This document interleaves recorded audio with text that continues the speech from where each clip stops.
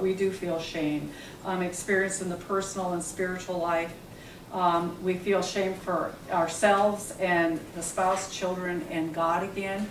It took me months to tell people at work, and when I did, I mean, we're at work a lot. That's part of our family. I just broke down. But it took me a long time. I hid it for a while. A lot of people hide it. I hid it from, cousins and aunts and uncles and the grandparents we didn't want to tell right away. Even my parents and his parents, they've never been divorced. Very little divorce in both of our families, and there was so much shame in that.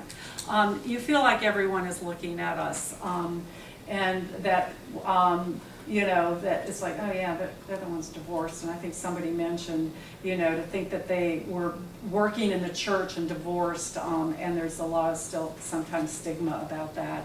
And how can, as the church, as us as ministers, how can I help you at this time? What is it that I can do for you and help you out and get you through that pain?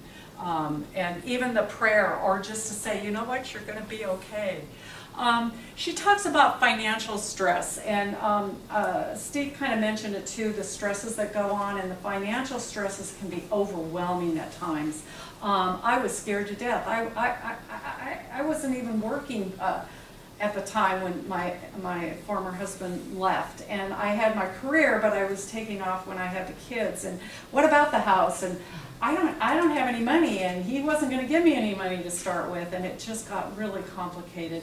Splitting houses up. The attorney did say to both of us, if you have a hole and you split it in half, you don't have whole anymore. So get over the fact that you're going to have whole, the same way again. So that's hard. New jobs. Start of new jobs, losing jobs, longer hours, less time with the children. That really I was scared about, of not having the time with my children. I think that really was hard on me. Unable to stay in the family home again. And how can the church reach out in a variety of ways? What can we do again to help them? And that's what we're going to show you here. So I put this growing through divorce. How can we as individuals grow? How can the parish and the diocese grow through these divorces? And as a community, how do we grow through and encourage and guide them? And that's what we're going to do now, is give you some tools, hopefully. And be surrounded by non-judgmental people.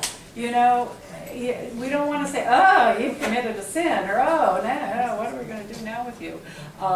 So anyway, and that's how Kelly actually, and Angela, go ahead and start passing those out. Kelly was really, is part of our ministry group, and it's unfortunate she's not here, but she really felt like we needed, from a national level, to have a tool for you to be able to use and take back with you. And so, do I have any time left? 1 minute. 1 minute? Okay. So what I'd like you to do is just, if you could just turn to, I'd just like you to turn to the table of contents so you can see here what divisions. I put little tabs on all of mine just so you can kind of divide it up. But the first 3 sections in the table of contents is kind of what we went over, that Steve and I went over, about the introduction and where the Catholic Church stands and the unique needs of the divorced and separated. And then it gets into the parish and diocese accountability, kind of questions to ponder and what we can do at a parish level, as far as, again, there's questions in that chapter, and actually a survey you could, use at a diocesan level or a parish level of what you're doing in the parish there. And then Section 5 goes into advertising, how to start that at a diocesan level, and then how you can, do different things as far as fundraising, and she actually gave a real quick little brochure of what you could do if you wanted to start advertising, and just make a small brochure about what you want to do. Section 6 is on our different programs. If you turn to page 33 and 34, we have different programs, and I will tell you, when I first started out in doing a support group at the parish level, you know, I just got a classroom, I went through somebody's program at one, and then was kind of thrown into it real quickly, but they're made so simple now with a leadership guide and a facilitator guide. Some of them come with DVDs, you don't have to stand or talk or do much, but very structured. I really encourage more structured programs rather than just, you know, you don't want it to become a Greg session. You don't want it to become that. So we have all kinds of resources there.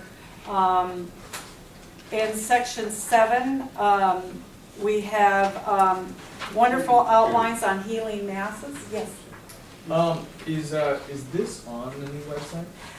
No, it's so new. I don't know if anybody else, if you guys, it's not on the website. This is a hard copy right now. We aren't sure how we're going to promote this or, you know, encourage people. I don't know. It's a brand new production. Yeah. This is hot off the You press. guys are the first group to get it. So that's a very good question to take it back. We have a section on healing masses, very other simple thing to be able to do. And then even how 8 is on support groups, how to start support groups, or how to, you know, use various things in a support group that you can use there. And we have other things with resources. So, you know, unfortunately our time kind of got backed up, but I hope this helps you, because yesterday there were some questions and I kept thinking, oh, you know, we have something for you to take back, something really concrete, and I think that is important. So anyway, I want to thank you for your time, and you can, you know, approach any of us about it, because I think we you know, I can see that there's some more questions, but we'll do that in between break and stuff. Okay, thank you. Thank you. Thank you.